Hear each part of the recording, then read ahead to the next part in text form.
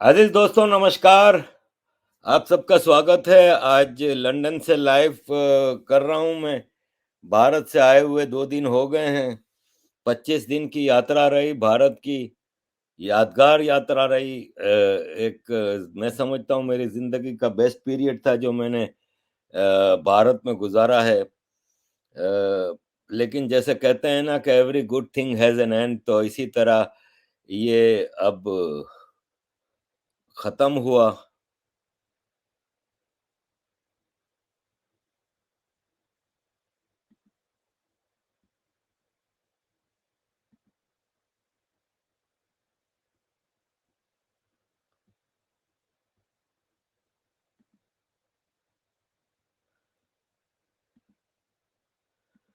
तो अब ये है कि वापस आ गए हैं। आपके लिए शिकवे बहुत आ रहे हैं कि आप मुझसे नहीं मिले, मुझसे नहीं मिले। तो भाई मैं एक आदमी था और वहाँ पे इतनी सारी जगहें विजिट करनी थी, इतने सारे लोगों से मिलना था।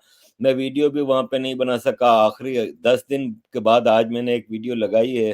पाकिस्तान में जो इमरान खान की सरकार के ऊपर एक नो कॉन्फिडेंस मूव आई है, तो उस पे लगाई है एक वीडियो मैंने।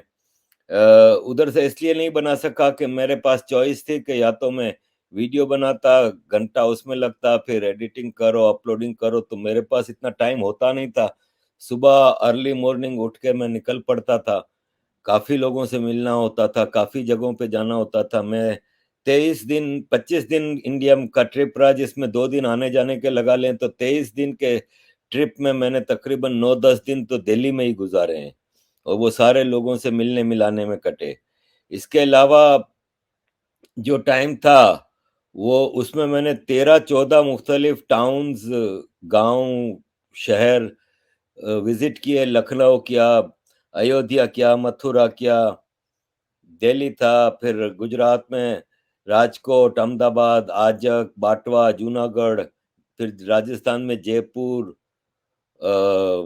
जोधपुर। तो मुख्तलिफ जगहों की विजिट्स की। मैं जिस जो आप लोगों के सामने अपने इंफॉर्मेशन की जो वीडियोस लगाता हूं भारत के हवाले से, पाकिस्तान के हवाले से, उसके लिए मेरे लिए ज़रूरी था कि मैं फर्स्ट हैंड एक्सपीरियंस लेता। जो मैं अप्रिशिएट करना चाहूँगा पूरे भारत का, कि मुझे भारत सरकार ने वीज़ा दिया। और वीज़ा भी ऐसा दिया जो पहले मुझे टेंशन थी कि पाकिस्तान ओरिजिन को वीज़ा देते हैं कि आप सिर्फ एक शहर विजिट कर सकते हैं, लेकिन उन्होंने मुझे पूरे भारत का वीज़ा दिया। फिर मुझे पुलिस रिपोर्ट से एग्जेम्प्ट रखा। इसके अलावा मेरे साथ एक बहुत ही खुशनसीबी हुई कि जिस दिन मैं आ रहा था उसी दिन क्वारंटाइन खत्म हो गया था, वरना मुझे आने के बाद 8-9 दिन क्वारंटाइन में लग जाते, तो मेरे पास टाइम शॉर्ट था। क्योंकि वीज़ा जिस दिन मिलता है उसी दिन से 1 महीने का पीरियड शुरू होता है वीज़े का। तो ऑलरेडी मुझे आने में फिर 3-4 दिन लगे, तो वो निकल गए थे 3-4 दिन। तो समझ लें कि मेरे साथ बड़ी खुशनसीबी रही। फिर एक होती है ना एक्सपेक्टेशन। वैसे तो मैं एक बार दिल्ली आ चुका था, लेकिन वो इतना हम देखा भाला नहीं था। हम एक कॉन्फ्रेंस में आए थे और दिल्ली में मौर्या शेरेटन में ही 17 दिन हम गुजार के आ गए थे। तो जो एक्सपेक्टेशन थी कि कितना खूबसूरत कंट्री है, कितने अच्छे लोग हैं, उससे बहुत बढ़ के मुझे मिला वहाँ पे भारत। कंट्री भी और लोग भी। फिर जो मान सम्मान मिला, जो लोगों ने मान दिया, मैं बता नहीं सकता कि मैं कितना अपने आप को भाग्यशाली समझता हूँ कि मुझे इतना ज़्यादा मान दिया। हालाँकि मैं कोई सेलिब्रिटी नहीं, मैं कोई कुछ फ़िल्में नहीं बनाता, स्पोर्ट्समैन नहीं हूँ, लेकिन सिर्फ़ सच बोलने पे भारत के लोग इतना अप्रिशिएट करते हैं, तो उसके लिए मैं बड़ा थैंकफुल हूँ। आखिरी दिन जो था मेरा संडे, क्योंकि संडे की रात में मैं एयरपोर्ट के लिए निकला था। तो संडे एक तो मैं सुबह कुछ टीवी इंटरव्यूज़ न्यूज़ एक्स पे, इंडिया न्यूज़ पे और ये सब किए। और शाम को कश्मीर फाइल्स की स्क्रीनिंग में गया, जहाँ पे मुझे कई ऐसे रेस्पेक्टेबल लोग मिले जिनसे मैं सोशल मीडिया के ज़रिए तो जुड़ा हुआ था, लेकिन पर्सनली उसी दिन मुलाकात हुई। जैसे जनरल टिनी ढिल्लोन साहब हैं, सुशील पंडित जी से एक से पहले एक बार मुलाकात हो गई थी उधर ही एक प्रोग्राम में, लेकिन उनसे वापस हुई। आनंद रंगानाथन जी थे, सरजियो जी थे, बेशुमार लोग थे, जिनसे जफर भाई थे, दिल्ली वाले। जो ज़फ़रनामा के नाम से ट्विटर पे होते हैं, तो काफ़ी लोगों से मुलाकात हुई, काफ़ी डिस्कशंस हुई।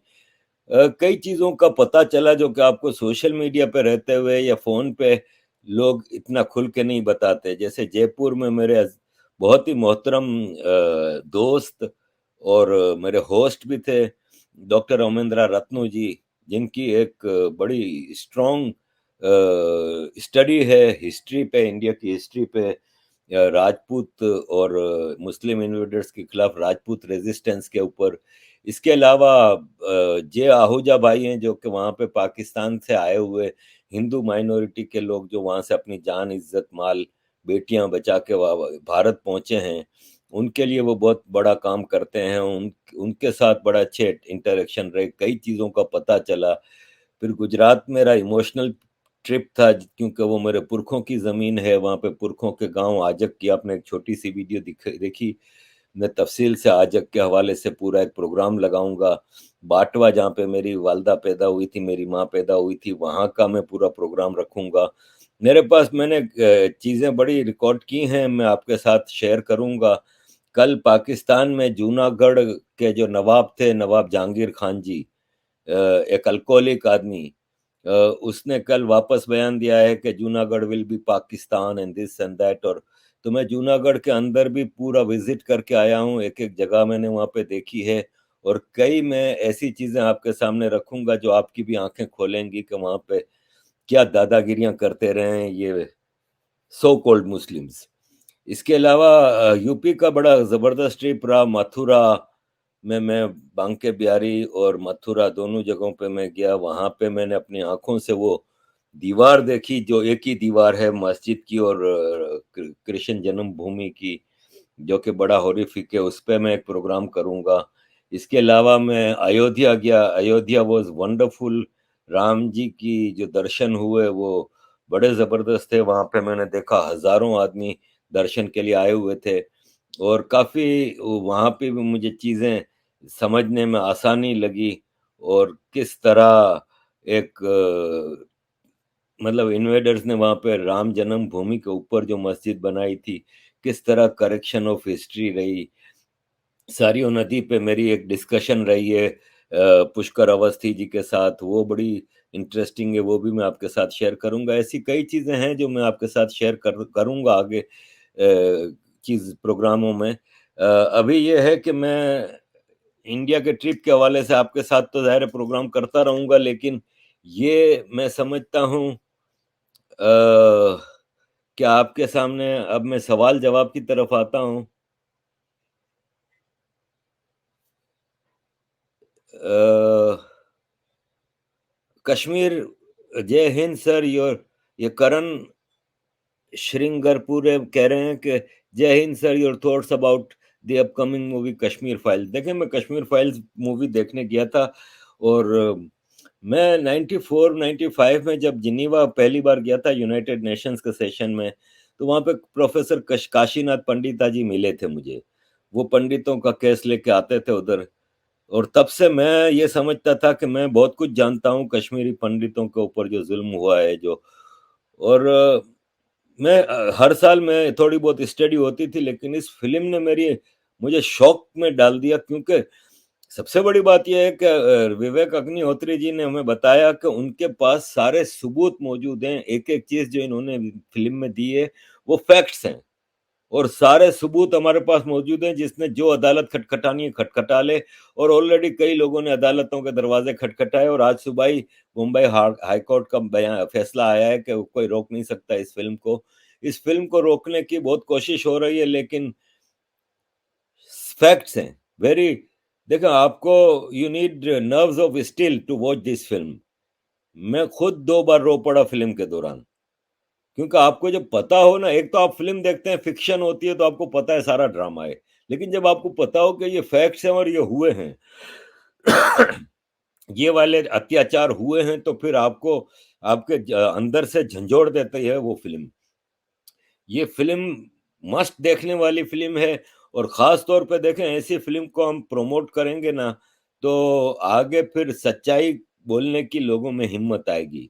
अगर एक आदमी करोड़ों रुपए खर्च करके एक फिल्म बनाए और सच बोलने की हिम्मत रखे, कॉमर्शियली उसको वो उसमें सलमान खान और शाहरुख खान और ये डांस और ये ड्रामे और ये गाने नहीं डालेगा, तो फिर अगर सिर्फ सच बोलने पे अगर वो करेगा और आप उसको अप्रिशिएट नहीं करेंगे, तो फिर आगे किसकी हिम्मत होगी सच बोलने की। तो ये है कि हमें मस्ट सबको जाके ये फिल्म देखनी चाहिए, एक एक आदमी को, हिंदुओं को मस्ट देखनी चाहिए, ये अपने बच्चों को बताने के लिए, अपने सबको बताने के लिए कि देखो ये अत्याचार हुआ है just because you are Hindus.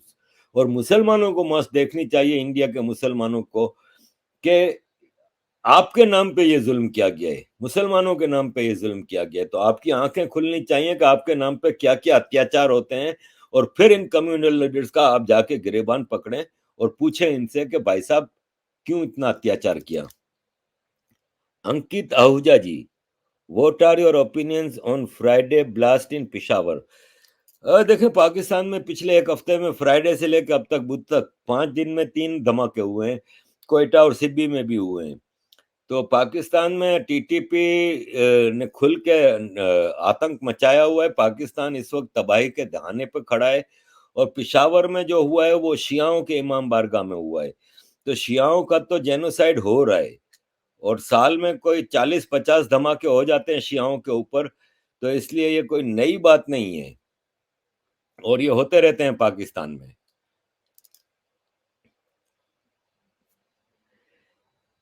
Yashwant Yadav ji, sir next visit में आप तिरुपति बालाजी के दर्शन करिए, आपको अच्छा लगेगा। भाई यशवंत जी, मसला ये है कि भारत इतना बड़ा देश है, और जाहिर है इसको मुख्तलिफ हिस्सों में देखा जा सकता है। देखें भाई, एक और मेरी मजबूरी है कि मेरी एज है 57 साल। तो और 57 जरा, मैंने भी अपनी जिंदगी को बहुत फजूल खर्च की तरह इस्तेमाल किया है। एक कोई सेटल्ड लाइफ नहीं रही है, अपसेट लाइफ रही है, तो थक जाता हूँ। ये 25 दिन की यात्रा मेरी पिछले 15 साल में सबसे बड़ा ट्रिप था। वरना मैं जाता था, जिनीवा जाता था, ब्रसल जाता था, अमेरिका इस दौरान कई बार गया। हफ्ते से ज्यादा का ट्रिप नहीं होता था। एक पिछले 15 साल में 2-3 ट्रिप मेरे जिनीवा के 2-2 हफ्ते के रहे। लेकिन इतना लंबा ट्रिप आखिरी मैंने किया था वो कराची में गया था अपनी फैमिली लेने के लिए, जब मेयर से मैंने रिजाइन किया था। तो इसके बाद जब मैं यूरोप आ गया था, और यूरोप में फिर घर वगैरह करके फिर मैं फैमिली लेने गया था, तो मैं 1 महीना कराची में रहा था। लेकिन वो भी इसलिए मुझे भारी नहीं पड़ा था कि एक तो उस वक्त 15 साल पहले मैं क्वाइट यंग था, मतलब 42 साल का था। दूसरा ये था कि मेरा घर था कराची में, फैमिली उधर ही रहती थी, तो घर में जाके बैठ गए। फिर 1 महीना वहां रह के फैमिली को लेके यहाँ भी घर था, यहाँ आके बैठ गए, तो इसलिए बेल्जियम में। तो इसलिए भारी नहीं पड़ा था, ये भारी पड़ता है। तो अब अगर अगला ट्रिप मिला, तो देखें, एक पार्ट है मेरा साउथ इंडिया का, साउथ इंडिया के भी 2 पार्ट होंगे, केरला, तमिलनाडु, कर्नाटका, आंध्रा, तेलंगाना। ये 4-5 जगहें हैं, तो आप एक ट्रिप में शायद मुश्किल से कवर कर पाए। फिर महाराष्ट्र, मध्य प्रदेश, हिमाचल, पंजाब, ये सब भी बाकी हैं। फिर इस तरफ जाएं तो बंगाल, बिहार, ईस्ट यूपी, और आपके मणिपुर, और ये सब इलाके हैं। तो मुख्तलिफ ट्रिप्स में आप इन सबको कवर कर सकते हैं। तो लेट्स सी, जब मुझे अब मौका मिला तो इस हिसाब से मैं अपना ट्रिप ऑर्गेनाइज करूंगा। Krishna Ahuja ji, sir please tell about the difference between two countries about religion. देखिए, नॉर्मली तो ये एक ही इलाका है, एक ही मुल्क है, एक ही डीएनए है, एक ही जमीन है। लेकिन फर्क देख लें कि ये पाकिस्तान जो आज है, भारत का वो वेस्टर्न इंडिया का जो हिस्सा, वो बहुत रिसोर्सफुल इलाका था। लेकिन आज आप देख लें कि पाकिस्तान एक तबाह मुल्क है, एक भिखारी मुल्क है, दुनिया जहाँ की ठोकरों में पड़ा हुआ है, कोई इसके साथ चलने को तैयार नहीं। इसकी रेप्यूटेशन एक कंगले मुल्क की, एक बर्बाद मुल्क की, एक टेररिस्ट कंट्री की बनी हुई है। इसी के मुकाबले में भारत को देखें तो सेल्फ सफिशिएंट है।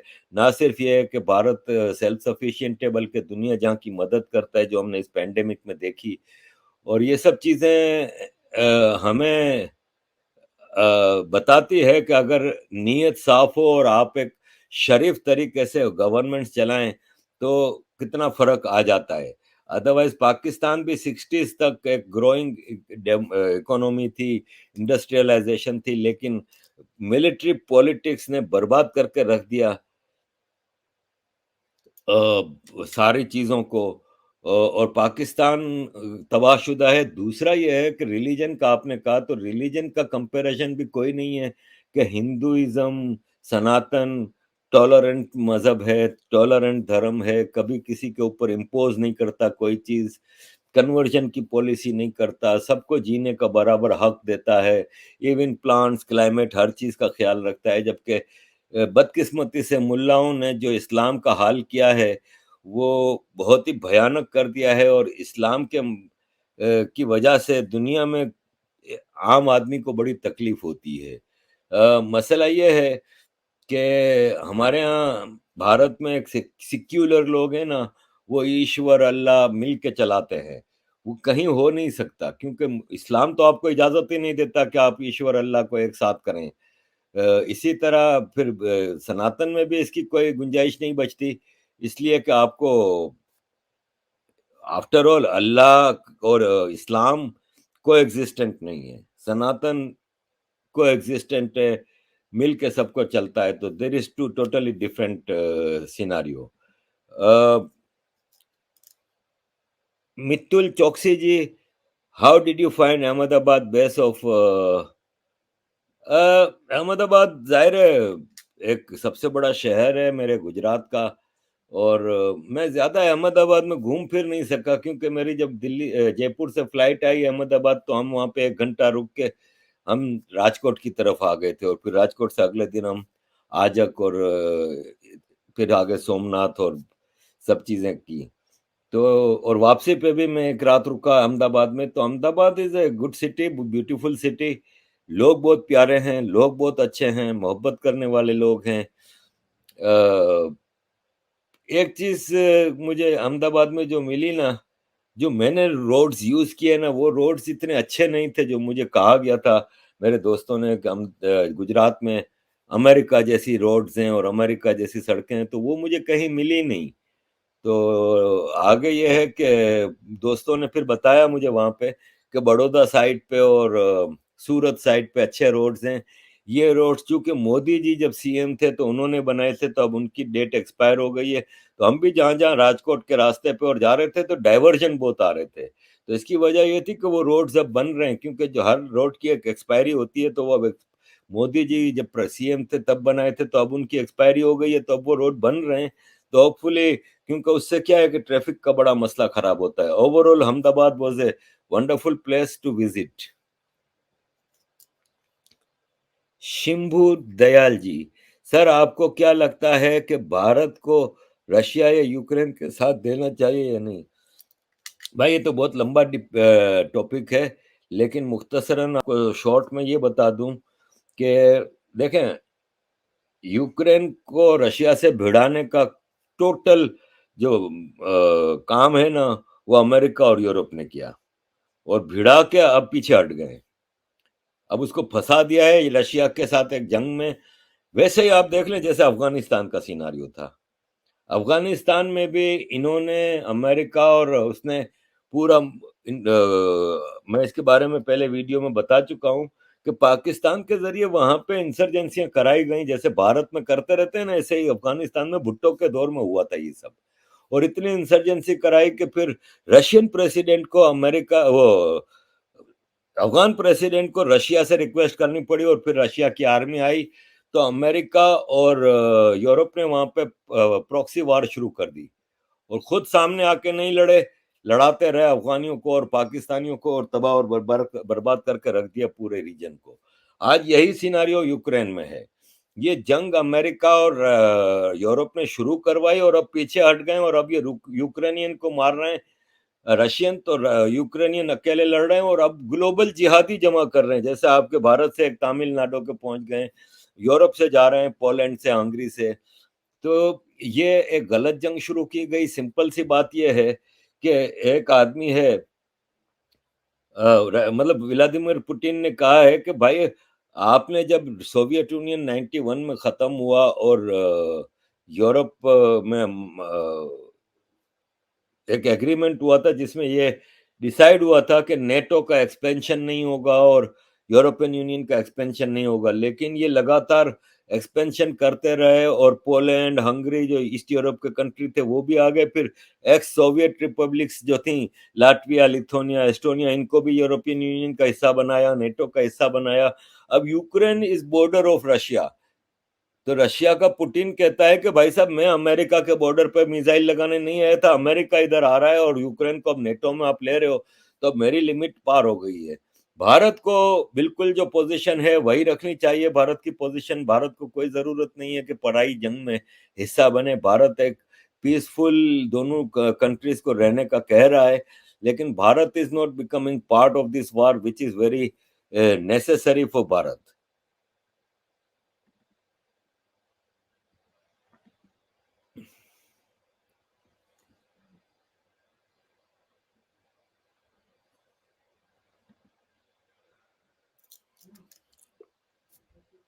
मैकवर्ल्ड, सर आप भारत और जहां आप रहते हैं दोनों जगह में से कहाँ रहना पसंद करेंगे?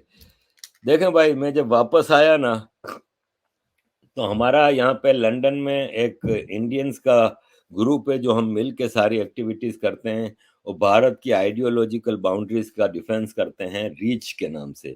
रीच ग्रुप के हमारे इंडियन दोस्त हैं। तो मैं आया तो मुझे उन दोस्तों ने पूछा कि हाँ जी वापस आ गए, कैसा लग रहा है? मैंने कहा यार मेरे मुझे ये लग रहा है कि मुझे स्वर्ग से निकाल के नर्क में डाल दिया गया है। तो दिस इज द डिफरेंस। ये एक मशीनी दुनिया है यूरोप की, लंदन की, जहां पे आप एक मशीन की तरह चलते रहते हैं, कोई लाइफ नहीं है, कोई कुछ नहीं है। ऑल दो आप लोगों को ये लगता होगा कि खुद यूरोप में बैठ के वो कर रहा है और इंडिया के वो कर रहा है, लेकिन इंडिया वाकई is a wonderful country. You have a life there, आपके पास वहां पे खूबसूरत जिंदगी है, बड़ा सुकून है, मैंने देखा है, प्रोस्पेरिटी है। गुर्बत में भी लोग वहाँ पे सुकून में हैं, खुश हैं। और मैं समझता हूँ India is a wonderful country. यहाँ पे तो एक मशीनी लाइफ है, आपको बस एक टाइम के साथ भागदौड़ करनी पड़ती है और दैट्स इट। यहाँ पे रियल लाइफ नहीं है। इनके लिए होगी, यूरोपियंस के लिए, हमारे लिए तो हम तो वहाँ के हैं। अब मुझे चॉइस की बात है तो चॉइस में भाई आपकी रिस्पॉन्सिबिलिटीज आती हैं। मेरी रिस्पॉन्सिबिलिटीज हैं कि मेरे बच्चे यहाँ पे पढ़ते हैं, मेरी फैमिली यहाँ सेटल्ड है। तो बाकी अगर फ्री चॉइस हो कि कोई और जिम्मेदारी ना हो, कुछ ना हो, तो मैं बिल्कुल भारत में रहना पसंद करूंगा। अपनी जिंदगी के बाकी सारे टाइम वहां पे गुजारना पसंद करूंगा। अनासूर्य Patel ji, say something about food which you had in India. भाई फूड तो भाई जबरदस्त था भाई। फूड तो क्या मैं बताऊं। मैं शुरू करता हूँ, दिल्ली में मैं शुरू में 3-4 दिन रहा। वहां पे मैंने हल्दीराम का खाया और काफी लोगों ने दावतें जो की, मुख्तलिफ जगहों पे हम खाते रहे।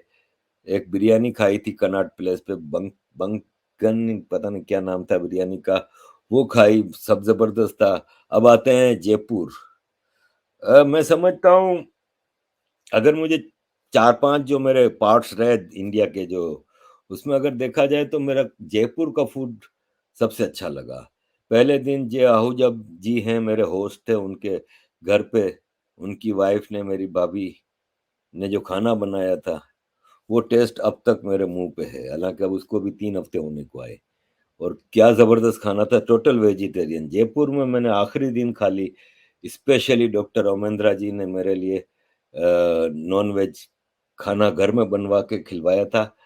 तो बाकी पूरा वेजिटेरियन रहा और बड़ा जबरदस्त फूड है भाई, राजस्थानी फूड टोटली। और मैंने कई नई चीजें खाई, एक नट्स के साथ कोई चीज थी, नट्स और उसमें ग्रेवी थी और डिफरेंट, टोटली डिफरेंट। फिर वहाँ की एक कड़ी खाई मैंने, कड़ी मैंने कई जगहों की खाई है, अहमदाबाद की भी खाई है, यहाँ पे मेरे घर में भी बनती है, मेरी अम्मी भी बनाती थी कड़ी, मुझे बहुत पसंद है।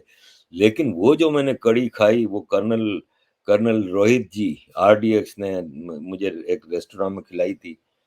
क्या बात है, उसमें चने के बेसन की जो गोलियां थी, फिर इसके अलावा एक मिर्चों की चटनी थी।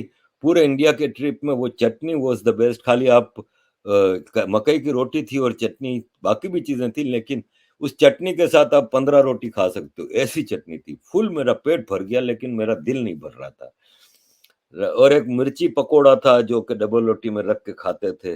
क्या खाना था भाई, राजस्थान का क्या खाना था। राजस्थान का खाना आउटस्टैंडिंग था। इसके अलावा लखनऊ, लखनऊ में मैं 2-3 दिन रहा। लखनऊ का खाना वहाँ पे मुझे सबसे ज़्यादा नॉन-वेज खाने को मिला है, पूरे इंडिया के ट्रिप में। क्योंकि इंडिया के ट्रिप में ज़्यादातर हम गुजरात और राजस्थान है ना, मेरे पूरे 4-5 दिन के जो ट्रिप थे, 4-5 दिन गुजरात में, 4-5 दिन राजस्थान में, वो नॉन-वेज वो वेजिटेरियन थे। खाली आखिरी दिन राजस्थान में भी डॉक्टर अमरिंदर रत्नू जी ने खिलाया था, और गुजरात में भी जब एयरपोर्ट आखिरी में मैं जा रहा था अहमदाबाद, तो निखिल भाई मेरे साथ थे, मेरे होस्ट थे। निखिल भाई ने कहा कि अब मैं आपको कम से कम एक तो वहाँ यहाँ पे नॉन-वेज खिला के भेजूँगा। तो उन्होंने ढूँढ के इंटरनेट के ज़रिए एक रेस्टोरेंट में ले गए जहाँ पे मटन बिरयानी खिलाई थी। लेकिन लखनऊ में मुझे बेस्ट नॉन-वेज खाना मिला। वहाँ पे मेरे होस्ट थे पुष्कर अवस्थी जी, सुनील लाल जी, मायंक मायंक सुनील लाल और मैं मिल के काम करते हैं। मेरी ये जो वीडियोज़ होती हैं, अभी भी जैसे ये लाइव है, उन लोगों ने अरेंज कराया है। मेरी वीडियोज़ वगैरह को सारा मॉडिफ़ाई करना, सारा उस पे जो बैकग्राउंड का सारा काम है वो लोग करते हैं, हम मिल के सारी चीज़ें करते हैं मशवरे से। तो वो मेरे साथ फुल टाइम साथ थे, सुनील भाई और मयंक जी। इसके अलावा वहाँ पे मेरे होस्ट थे पुष्कर अवस्थी जी। तो ज़्यादातर मुझे वहाँ पे नॉन-वेज खाना खिलाया। जो पहले दिन ही मैं लखनऊ पहुँचा था रात के 11 बजे, तो हम सुनील भाई के घर पे गए। तो वहाँ पे भाभी जी ने अपने हाथ से, मसला ये है कि इतना सारा खाना था, इतनी वैरायटी थी कि आदमी क्या करे? और अपनी तबीयत खराब करने वाली बात है कि क्या-क्या खाए? 2-2 निवाले भी सब डिशेज़ में से खाएँगे तो आपको, लेकिन क्या टेस्ट था, उनके कबाब थे वो बड़े ज़बरदस्त थे, बिरयानी बहुत अच्छी थी और वेजिटेरियन भी उनका बहुत अच्छा था। इसके अलावा लखनऊ में हमने बाहर भी खाया नॉन-वेज, वेजिटेरियन भी खाया, बड़ा ज़बरदस्त रहा।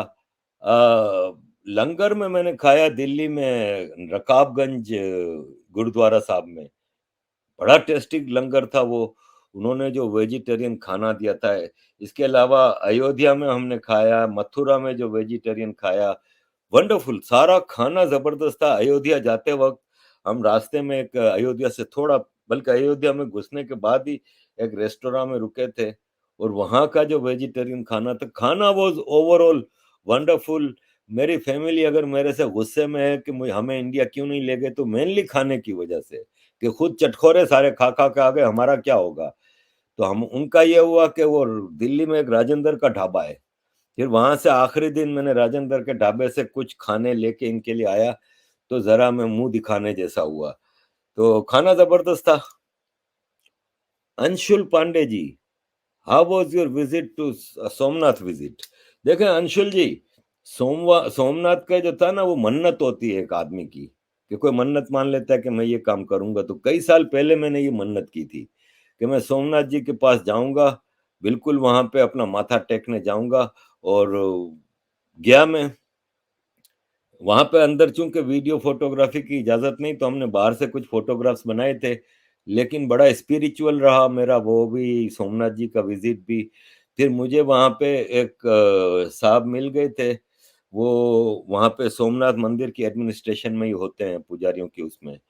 तो वो मेरे मेरे दोस्त निकले, फ़ेसबुक के ये सोशल मीडिया के दोस्त। तो वो आ गए थे, फिर उन्होंने मुझे पुराना मंदिर भी दिखाया, फिर पुराना जो खंडरात हैं मंदिर के, जो महमूद गज़नवी के ज़माने में तोड़े गए थे, वो दिखाया, मुझे पूरी हिस्ट्री बताई। फिर सोमनाथ मंदिर जो नया है, जो पुराना है, उस सब की हिस्ट्री बताई।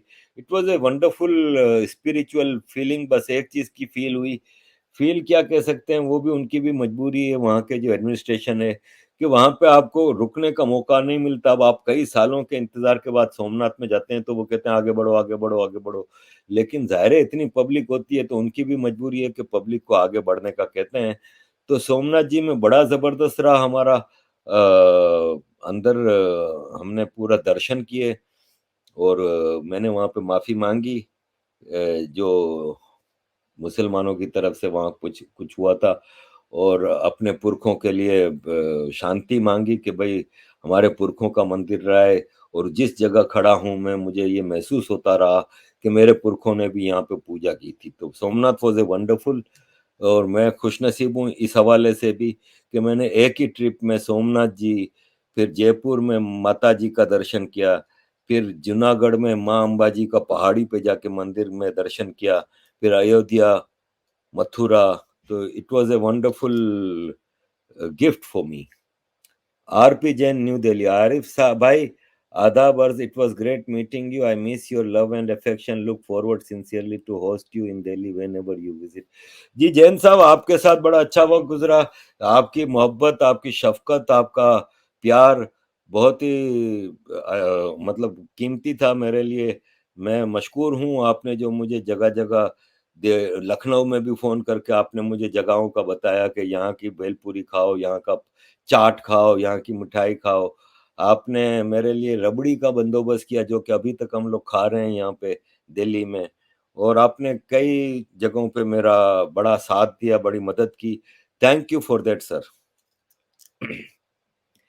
Ravinder Singh, sir please give more message to those students who reach safely India from Ukraine, still they are spreading negativity about Indian government. देखें, मसला ये है कि कुछ स्टूडेंट्स कर रहे हैं, ठीक है।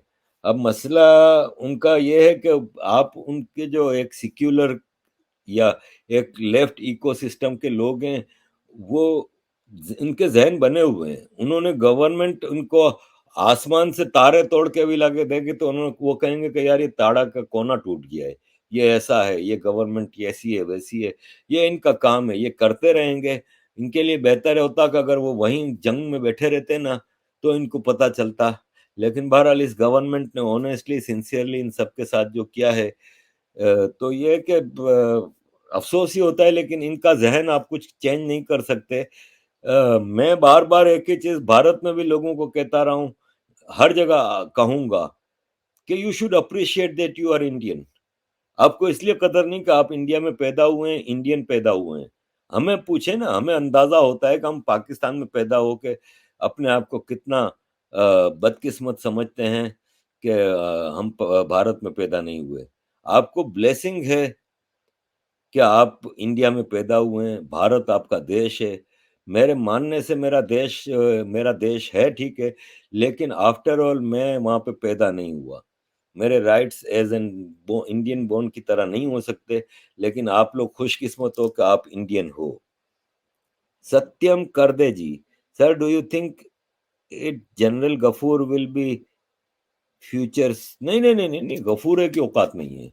गफूरा 2% का आदमी है। वैसे तो आर्मी वाले सारे ही 2%, 1% के लोग हैं, लेकिन गफूरे की औकात नहीं है। गफूरा कुछ भी नहीं बन सकता। गफूरा सिर्फ नीचे बैठ के जो उठाने वाले लोग होते हैं ना, उनमें से गफूरा नहीं। नेक्स्ट आर्मी चीफ, मुझे क्या लगता है, मैंने सुबह भी एक वीडियो लगाई है, उसमें भी मैंने बताया है कि अगर अमेरिका का एजेंडा इंटरनेशनल वॉर्स और ये चीजों की तरफ जा रहा है ना, तो जब भी ऐसी सूरत हाल आई है जैसे 77 के बाद है ना, दुनिया में बड़ी तब्दीलियां आ रही थी। ईरान इराक वॉर शुरू हुई, अफगानिस्तान का मामला शुरू हुआ, रशिया को तोड़ने की सारी चीजें हुई, तो इनको पाकिस्तान भाड़े की फौज में डायरेक्ट मिलिट्री रूल चाहिए था, क्योंकि डेमोक्रेटिक गवर्नमेंट से आपकी बनती नहीं है। तो वो जियाउल हक को लेके आए। फिर जब 9/11 हुआ तो मुशर्रफ को पूरा स्ट्रॉन्ग पीरियड मिल गया। तो अब मुझे नजर ये आ रहा है, मेरी अपनी राय है, आई मे बी रॉन्ग, कि जनरल बाजवा की एक्सटेंशन है नवंबर में। तो हो सकता है कि बाजवा अमेरिका के एक इशारे पे मार्शल लॉ ले आए। अगर मार्शल लॉ ले आया तो फिर जब तक बाजवा मरेगा नहीं तब तक पाकिस्तान का अमीरुल मोमिनीन बना रहेगा, ये श्योर है। IHC channel, please share India visit pictures. जी जी, मैं लगाता रहता हूँ। आज सुबह मैंने ट्विटर, फेसबुक, इंस्टा पे लगाई हैं कश्मीर फाइल्स के इवेंट के दौरान कुछ लोगों से मिलने की। मेरे पास वीडियोस और फोटोज का इतना स्टॉक है कि मैं आपको 25-30 प्रोग्राम बना के दूंगा। सब जगह का अलग अलग प्रोग्राम है मेरे पास। जूनागढ़ का मैं बनाऊंगा, आजक का बनाऊंगा, जयपुर का, जोधपुर का, सब जगह। फिर मुख्तलिफ लोगों से मेरी जो डिस्कशन है उनकी भी वीडियोज हैं। मैं बारी बारी आपके सामने सब चीजें पेश करूंगा। ये मेरे लिए बड़ा जरूरी है कि मैं अपना एक्सपीरियंस आपके साथ डिटेल में शेयर करूं। Swapnil Ghorpade ji, what does your family think of your thoughts on Sanatan and on being Indian? मेरी फैमिली मेरे साथ एग्री करती है कि हम इंडियन हैं, क्योंकि मैं भी, आप मेरे साथ कोई भी एग्री नहीं, वो डिसएग्री नहीं कर सकता। मुझे इंडिया में एक जगह कुछ लोगों ने कहा कि आप कैसे इंडियन हो गए, आप तो पाकिस्तान में पैदा हुए। मैंने कहा सिंपल आर्ग्यूमेंट है कि मेरे पेरेंट्स गुजरात में पैदा हुए, इससे ऊपर हजारों साल तक सब गुजरात में पैदा हुए। मैं सिंध में पैदा हुआ, आपका नेशनल एंथम कहता है कि Punjab, Sindh, Gujarat, Maratha.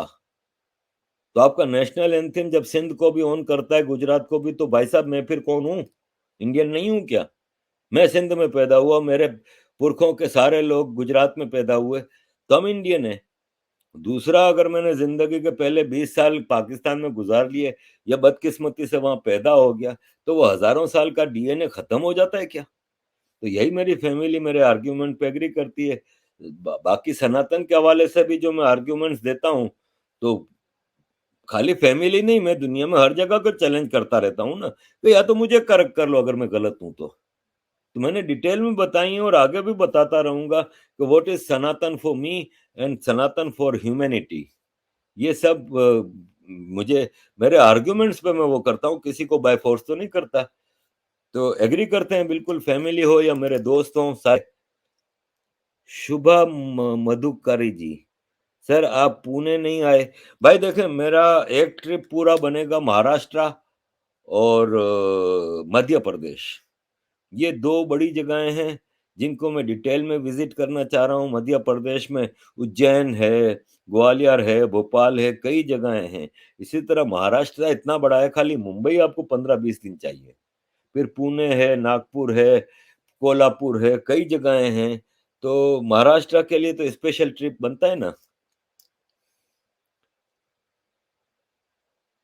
Sukhman Sandhu ji, what is your opinion of government of Pakistan now trying to woo Sikhs for religious tourism?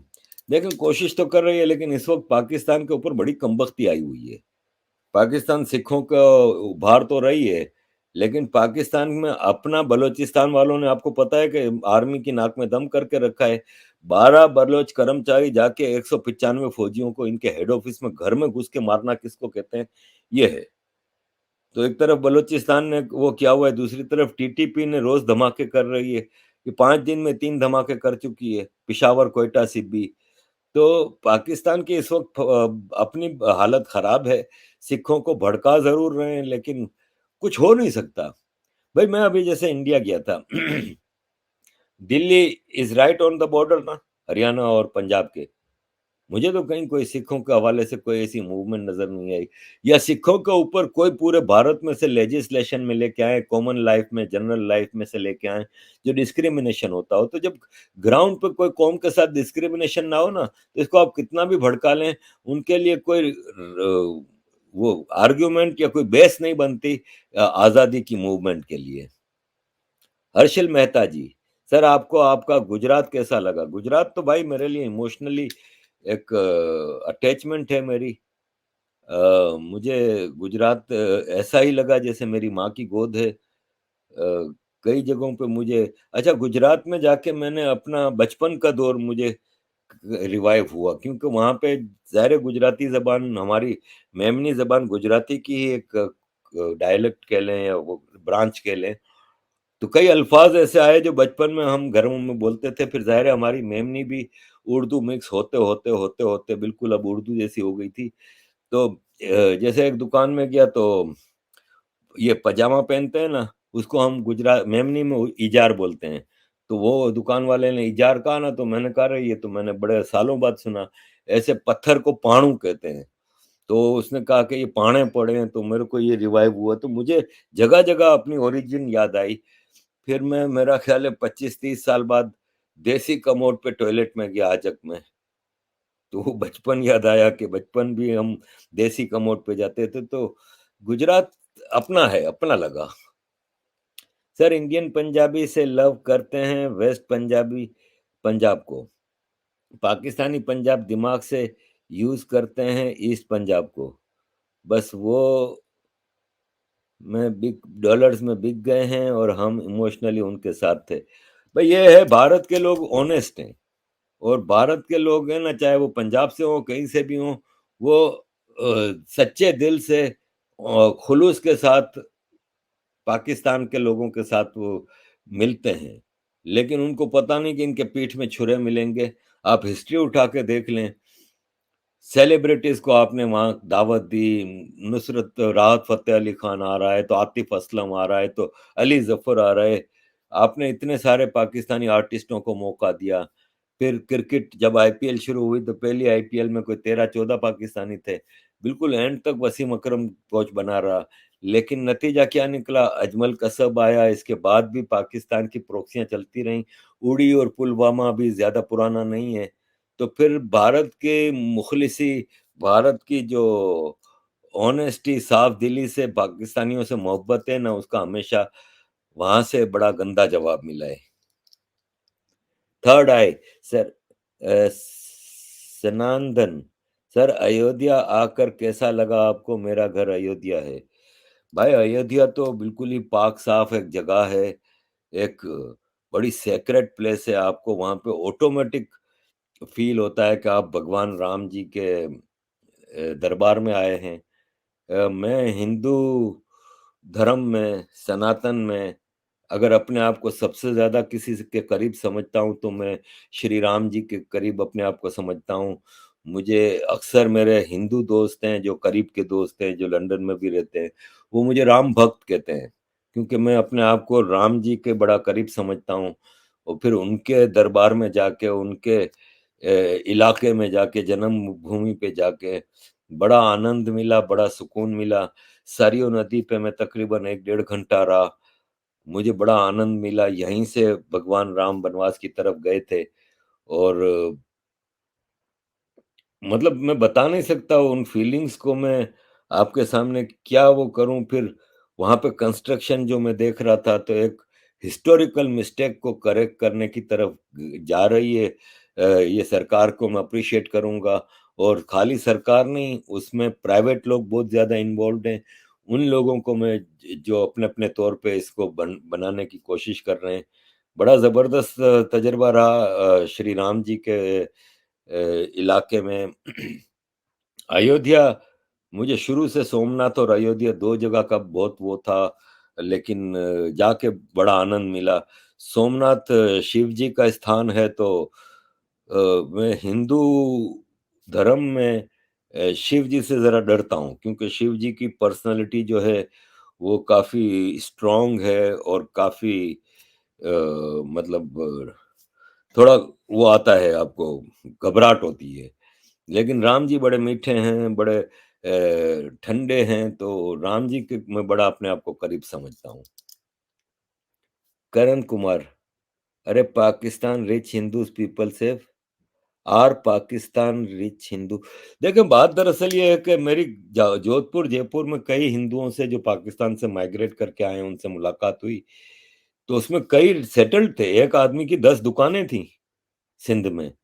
तो मैंने कहा कि भाई आप क्यों छोड़ के आए? तो उसने कहा भाई साहब हम रात को सोते थे तो हमें यही डर होता था कि सुबह हमारी बेटी होगी भी कि नहीं, कि कोई उठा के ले गया होगा। सुबह हमारी दुकानों पे कब्जा तो नहीं हो गया होगा। सुबह हमारे को एक्सटॉर्शन के लिए तो नहीं आ जाएंगे। सुबह हमारे बच्चे को तो नहीं मार दिया जाएगा। तो फिर मुझे वहां पे रियलाइज हुआ कि आपके पास जिंदगी में करोड़ों रुपया हो, लाइफ सेटल्ड हो, खूबसूरत बीवी हो, बच्चे हों, गाड़ियां हों, हर सहूलत हो जिंदगी की, लेकिन सिक्योरिटी ना हो तो किस काम की भाई? औलाद से बढ़ के तो इंसान को कुछ भी नहीं होता ना, जब आपको ये डर रहता है कि सुबह उठेंगे और कोई उठा के आपकी बेटी को ले जाएगा, फोर्सली कन्वर्ट करेगा, रेप कर देगा, फिर उसकी जबरदस्ती शादी करेगा। तो वो सब अपनी जान बचा के, अपनी औलाद बचा के वापस आए। और उन्होंने एक बड़ी पते की बात की, जो कि मेरे लिए आंखें खोलने की बात थी। उन्होंने कहा कि हमारे पास एक आसान चॉइस थी।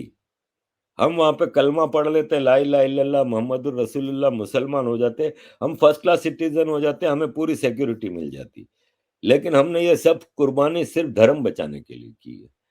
तो आपको भी भारत के चप्पे-चप्पे में रहने वाले हिंदुओं को, जैसे कश्मीरी पंडितों का जेनोसाइड हुआ और हम लोग खामोश रहे पूरे भारत के हिंदू, ऐसे आज हमको पता भी नहीं है कि इस धर्म को बचाने के लिए कुर्बानी कौन दे रहा है। आप तो भारत पे बैठे हुए हो, आप लोगों को तो अपना धर्म बचाने के लिए वो कुर्बानी नहीं देनी पड़ रही, जो वो लोग सब कुछ छोड़-छाड़ के आ गए इधर, और किन हालात में झोंपड़ियों में यहाँ पे रह रहे हैं, सिर्फ़ इसलिए कि वो धर्म बचा के आए हैं।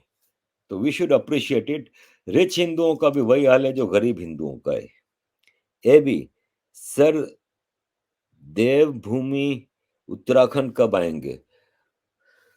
अ, उत्तराखंड भी आना है भाई। केदारनाथ देखने की बड़ी मेरी इच्छा है। कभी आएँगे ज़रूर। अब ये है कि मेरे भारत के जो वीज़ा मुझे मिला था ना, उसमें एक रिस्ट्रिक्शन ये थी कि मैं रेस्ट्रिक्टेड एरिया में नहीं जा सकता। तो रिस्ट्रिक्टेड एरिया में उत्तराखंड, जम्मू एंड कश्मीर आ जाता है। तो लेट्स सी नेक्स्ट टाइम कभी स्पेशल वीज़ा लेके ही आऊँगा उत्तराखंड। अभिषेक आंचल जी, कभी बिहार आइए, नालंदा यूनिवर्सिटी, मेघड़ की धरती एंड बुद्धा का। देखें, बिहार एक बहुत ही ऐसी जगह है जहाँ आने का दिल बहुत करता है।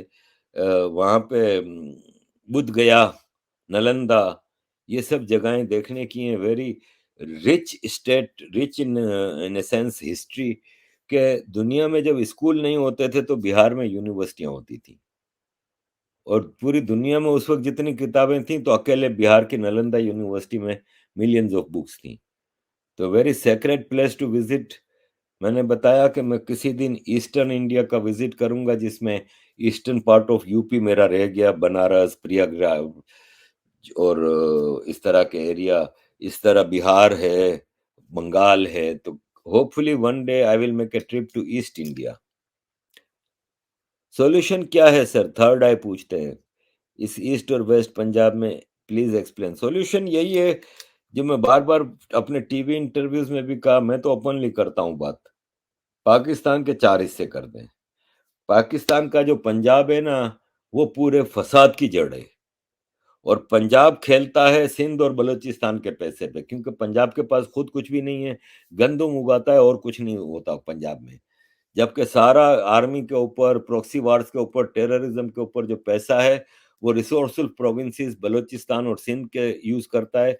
तो आप सिंध और बलूचिस्तान को अलग कर दें, केपीके को, पठानों को पूछ लें कि आया वो अफ़गानिस्तान के मिलना चाहते हैं कि आज़ाद पख्तूनिस्तान।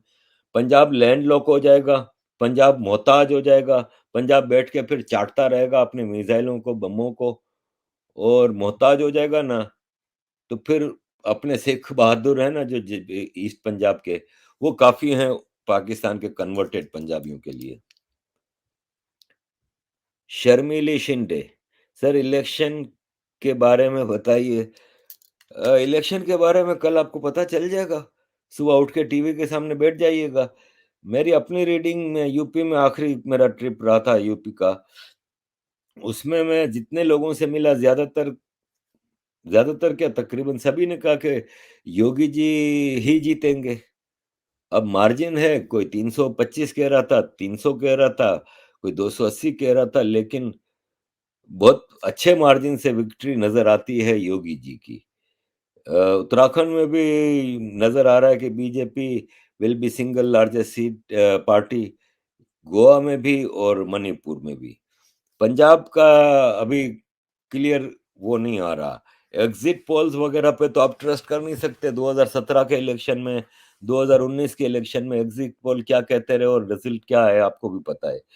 तो ओवरऑल नज़र आ रहा है कि 4 स्टेट में तो बीजेपी क्लियर विक्टोरियस नज़र आ रही है। पंजाब में हंग पार्लियामेंट नज़र आ रही है, लेकिन क्या होता है लेट्स सी।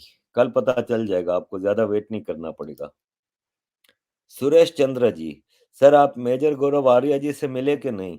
देखें, मैं वैभव सिंह से और अजीत भारती जी से मिला था, और उन्होंने ही बताया मुझे, और आपने भी देखा होगा कि सोशल मीडिया पे मेजर साहब बहुत कम आजकल हैं। इसकी वजह ये है कि मेजर साहब का के जो फादर हैं ना, वो 90 प्लस हैं, और काफ़ी बड़ी उम्र है, और वो बहुत ही क्रिटिकल सिचुएशन में है हॉस्पिटल में। तो मेजर साहब is attending his father continuously. तो उन्होंने अपनी सारी मसरूफियत तकरीबन ख़त्म कर दी हैं, बहुत इमरजेंसी में कोई चीज़ वो करते हैं, अदरवाइज़ वो मसरूफ़ थे, तो इस वजह से मेजर साहब से मुलाकात नहीं हो सकी।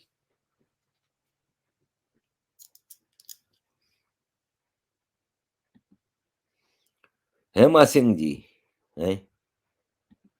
Hema Singh ji, Australian cricket team आई है पाकिस्तान आफ्टर 24 इयर्स। पिच अच्छी नहीं बनाई है। Everyone is criticising. देखें, डर डर है हारने का, कि ऑस्ट्रेलिया की फास्ट बॉलिंग बहुत स्ट्रांग है। अभी एशेज़ में ऑस्ट्रेलिया के फास्ट बॉलर्स ने इंग्लैंड का कचूमर निकाल दिया था। तो डर के इन्होंने ऐसी पिच बनाई कि जिसमें बैटिंग के रिकॉर्ड सारे टूट गए। लेकिन इश्यू ये है कि पाकिस्तान के पास भी अच्छे फास्ट बॉलर हैं, इनको मुकाबला करना चाहिए था। अच्छी फास्ट पिचें बनाते और मुकाबला करते। तो अगर अपने फास्ट बॉलर्स पे आपको भरोसा नहीं है, तो फिर लानत है भाई आपके ऊपर और आपके खेल के ऊपर। बाकी ये है कि ऑस्ट्रेलिया आई है, अभी तो एक टेस्ट मैच हुआ है। मेरी दुआ है कि खैरियत से वापस चली जाए, क्योंकि मुझे पूरा डर है। जिस हिसाब से 5 दिन में 3 धमाके हुए हैं 3 अलग शहरों में, तो मुझे पूरा डर है कि ऑस्ट्रेलिया की टीम खैरियत से वापस जा भी पाएगी कि नहीं, ये देखना होगा। Chandrashekhar Jagannath ji, thank you sir. Arif sir नमस्ते, सलाम वालेकुम। जी वालेकुम सलाम एंड नमस्ते जी।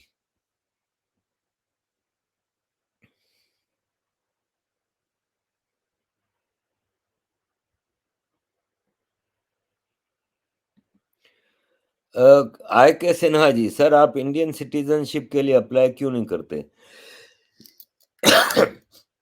भाई आपके लाखों इंडियन ऐसे हैं जो सिटीजनशिप रखी हुई है लेकिन दिल से हिंदुस्तानी नहीं है। तो it's better to be Indian by heart without nationality. बाकी सिटीजनशिप का मसला ये है कि मैं भारत में रहने की पोजीशन में अभी नहीं हूँ। मैंने अभी शुरू में भी बताया कि मेरी फैमिली यहाँ सेटल्ड है, मेरे बच्चे यहाँ पे पढ़ते हैं यूनिवर्सिटी, कॉलेज, स्कूल में। तो मेरे लिए मुमकिन नहीं कि मैं भारत आकर रह सकूँ। अब बच्चों की ज़िम्मेदारी पूरी हो जाए और इसके बाद अगर कोई ऐसी सिचुएशन आती है कि मुझे लगता है कि अब हम फ्री हैं और कोई रिस्पॉन्सिबिलिटीज़ नहीं, तो हम अपने आखिरी दिन वहाँ पे गुज़ारना ज़रूर पसंद करेंगे। उस वक़्त देखेंगे। लेकिन अभी मैं समझता हूँ कि मुझे भारतीय लोगों ने दिल से कबूल कर लिया है। यही मेरे लिए सिटीज़नशिप है। Mayank Saraswat ji, sir why don't you apply for permanent Indian citizenship? ये तो मैंने अभी जवाब दे दिया। Did you get a chance to ride Delhi metro? मेरी बड़ी ख्वाहिश थी कि मैं पब्लिक ट्रांसपोर्ट थोड़ा यूज़ करता कहीं लखनऊ में, दिल्ली में, लेकिन मसला ये है कि मेरे होस्ट हर वक़्त मेरे पास गाड़ी और ड्राइवर लेके खड़े होते थे और कोई ना कोई अपॉइंटमेंट है। आप यकीन माने आज सुबह से मुझे कोई मेरे ख़्याल है 15 मैसेज आए हैं कि आप बड़े-बड़े लोगों से मिले, हमसे नहीं मिले, हम दिल्ली में आपको मिलने का वेट करते रहे, आपको मैसेजेस किए। भाई मजबूरी है, मैं किस-किस से मिलता? तो फिर भी मैं इतने लोगों से मिलता रहा। पब्लिक ट्रांसपोर्ट यूज़ करने का मौका नहीं मिला। मथुरा में ऑटो में बैठने का मौका मिला। 1-2 बार कनॉट पैलेस से मैंने ऑटो राइडिंग की और बाकी तो कहीं पब्लिक ट्रांसपोर्ट यूज़ करने का मुझे मौका नहीं मिला। सनंदन जी, भगवान आपको, आपके परिवार के बच्चों को हमेशा खुश रखे। धन्यवाद जी, धन्यवाद।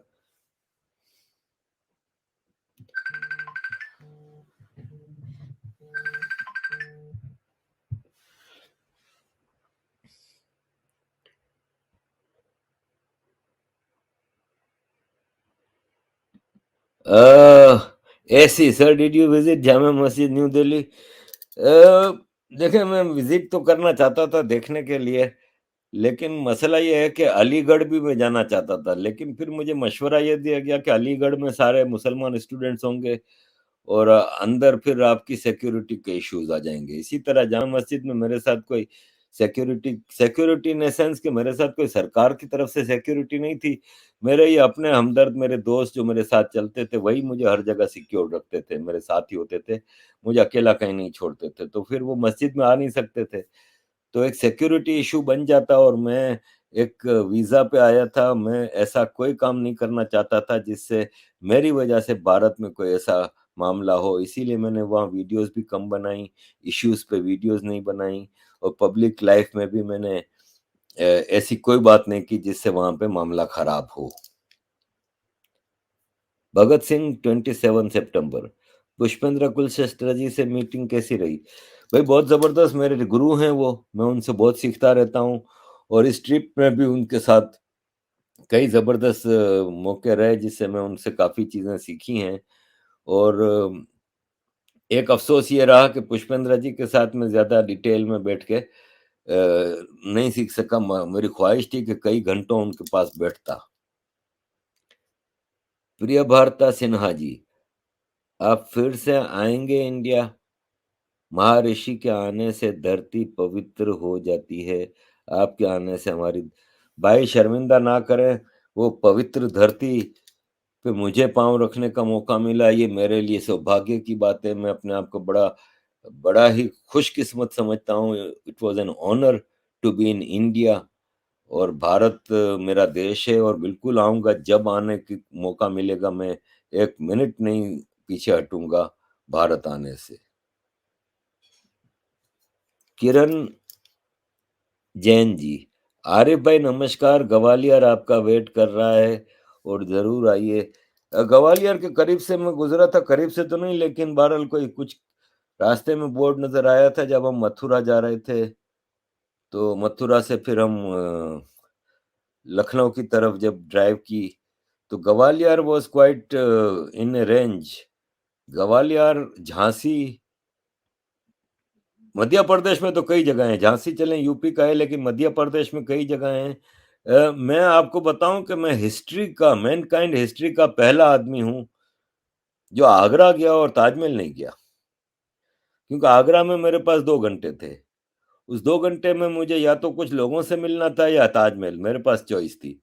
और मैंने चूज़ किया कि मैं उन लोगों से मिलना पसंद करूँगा, ताजमहल जाके मैं क्या देख के करूँगा, जिससे मुझे एक नफ़रत है उस स्ट्रक्चर से। क्योंकि वो स्ट्रक्चर जब बना था, उस वक़्त भारत में फ़ेमिन चल रहा था, सूखा, और मिलियंस ऑफ लोग मर गए थे और एक अय्याश बादशाह अपने लिए बात महल बना रहा था, तो I don't like Taj Mahal.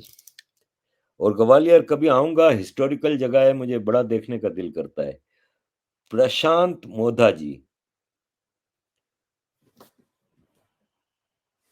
Sir do you visit Mahatma Gandhi birth place Porbandar and do you know Gujarati? Gujarati नहीं आती, पर मेरी मदर मदर टंग मेमनी है, कच्छी मेमनी, विच इज़ सिमिलर। अब मैं गुजरात में जो टाइम रहा, तो उसमें सौराष्ट्र की जो गुजराती है वो बहुत ही मेरी ज़बान के करीब है, मैं पूरी समझ रहा था जितने लोग बातें कर रहे थे। बोलने में थोड़ी तकलीफ होती है। रहा सवाल पोरबंदर महात्मा गांधी जी, तो मैं दिल्ली में भी गांधी जयंती है, वहाँ पे भी नहीं गया। और मैं पोरबंदर भी नहीं गया। I am not an admirer of Gandhi ji. Jinnah, Gandhi, Nehru, मैं इन सबको एक ही थाली का चिट्टे-बिट्टे समझता हूँ।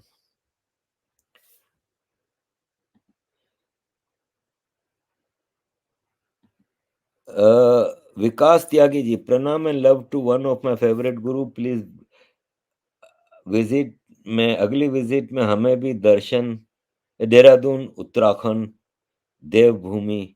जी, मैंने बताया अभी थोड़ी देर पहले ही कि उत्तराखंड ज़रूर आना है, जब भी मौका मिलेगा उत्तराखंड आऊँगा।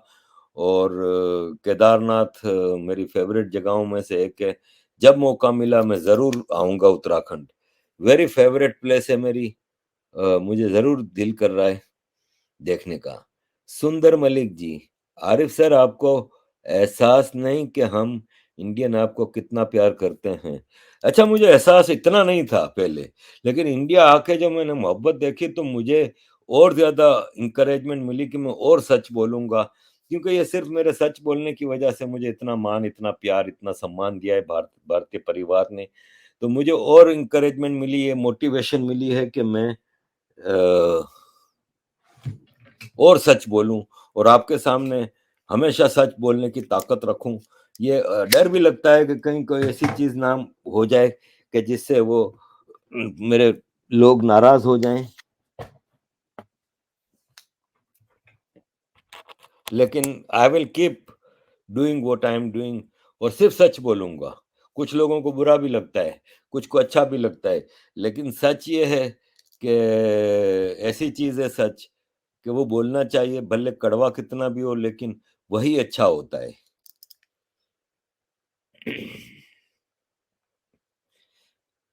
उत्तम पटेल जी, सर आरिफ अजाकिया जी अपने गिफ्ट सिटी विजिट किया? Gift city? गिफ्ट सिटी क्या मतलब? मेरा गिफ्ट सिटी तो मेरा सारे सिटी गिफ्ट है मेरे लिए।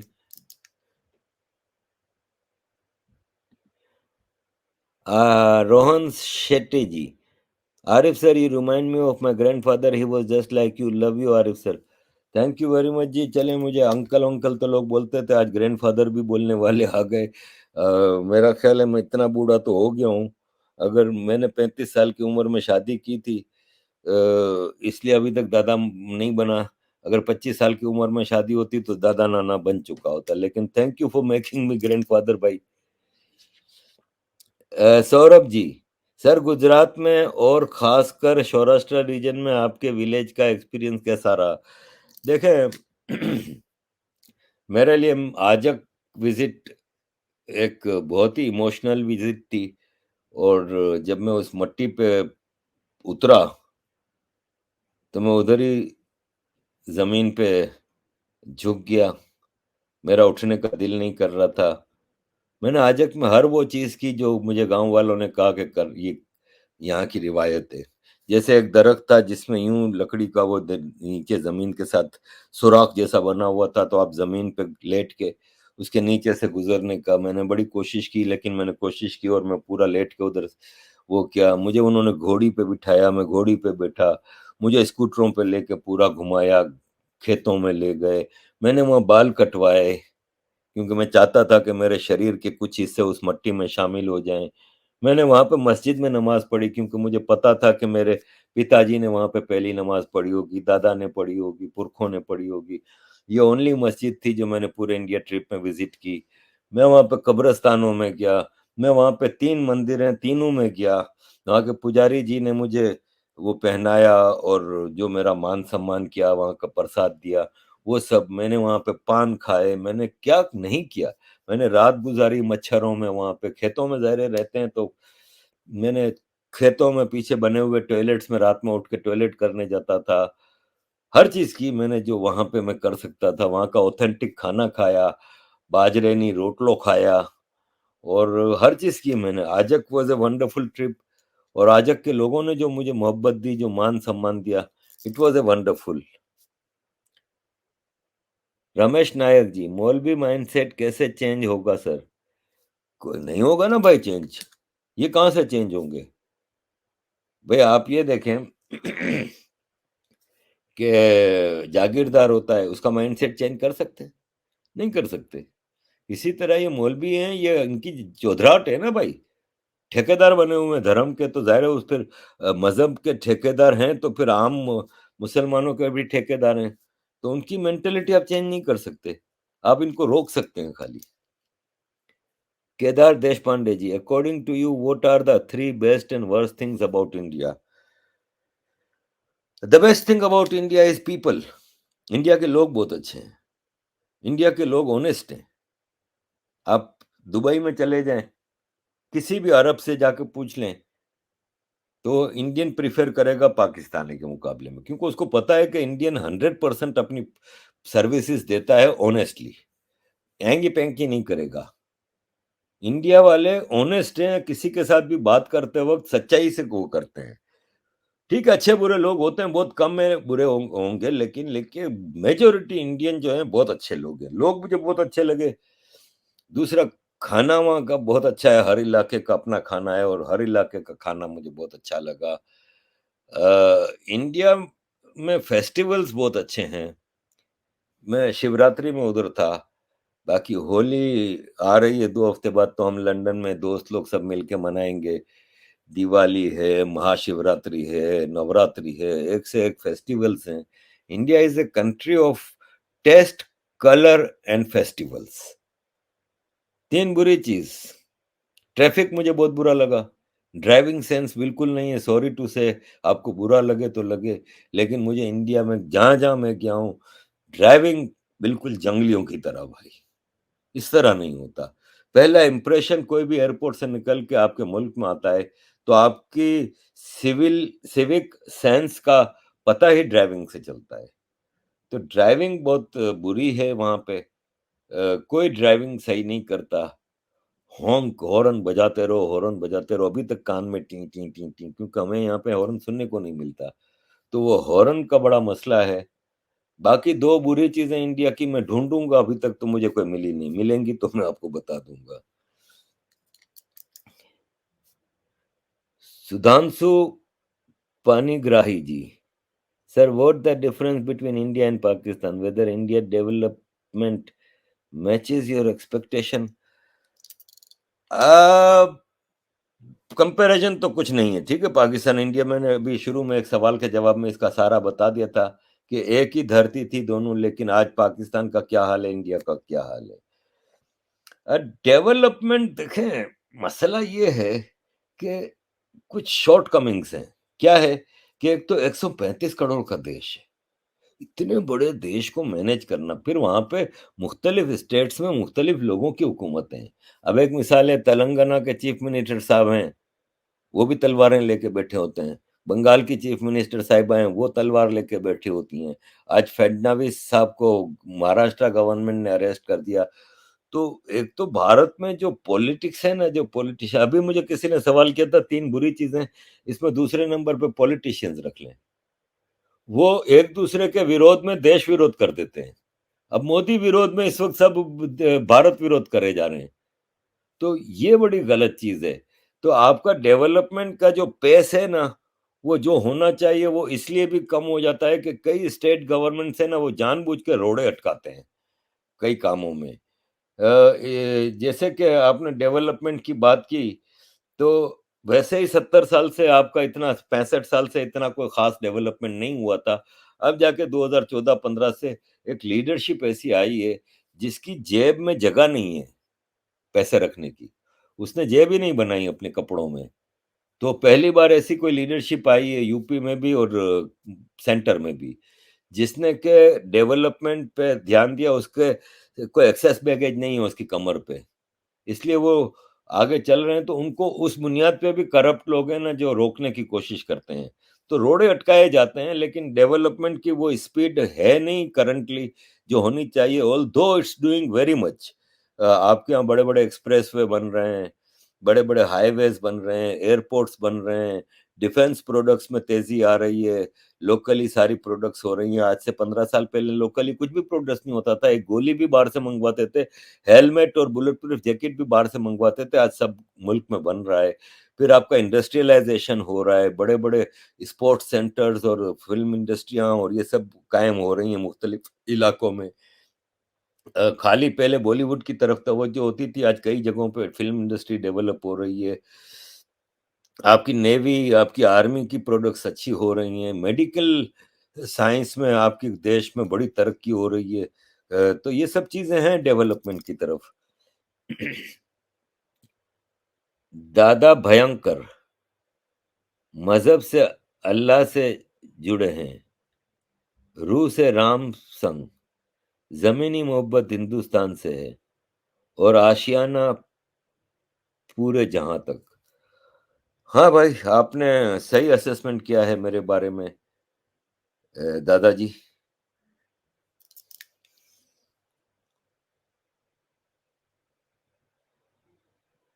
मेरा ख़्याल है सवालात तो आते रहेंगे, काफ़ी लंबा सेशन हो गया। अब यहाँ पे मैं आप लोगों से इजाज़त चाहूँगा।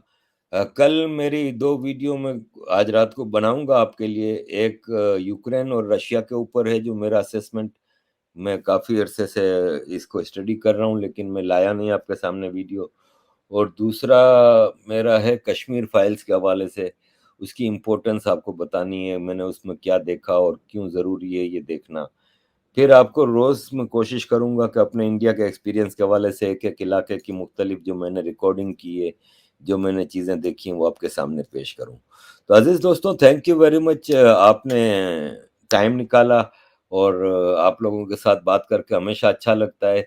कोशिश करूँगा कि हफ़्ते में 1 बार आपके साथ एक लाइव सेशन हो जाया करे, तो आप लोगों के सवाल के जवाब देने में मुझे बड़ा आनंद मिलता है। ऐसा लगता है अपने परिवार के साथ बैठ के बात करते हैं, और अक्सर आप लोगों की सवालात के ज़रिए मुझे कुछ नई सीख भी मिलती है, जो मैं अपने प्रेज़ेंटेशंस में डाल सकूँ। तो थैंक यू वेरी मच अज़ीज़ दोस्तों। फिर यही कहूँगा कि देश भारत एक अज़ीम देश है। आप खुशकिस्मत हैं कि आप भारत में पैदा हुए हैं। अपने देश का ख़्याल रखें। हर चीज़ में प्रायोरिटी देश को दें। धर्म, एथनिसिटी, एवरीथिंग कम्स लेटर, पहले देश। देश है तो सब कुछ है।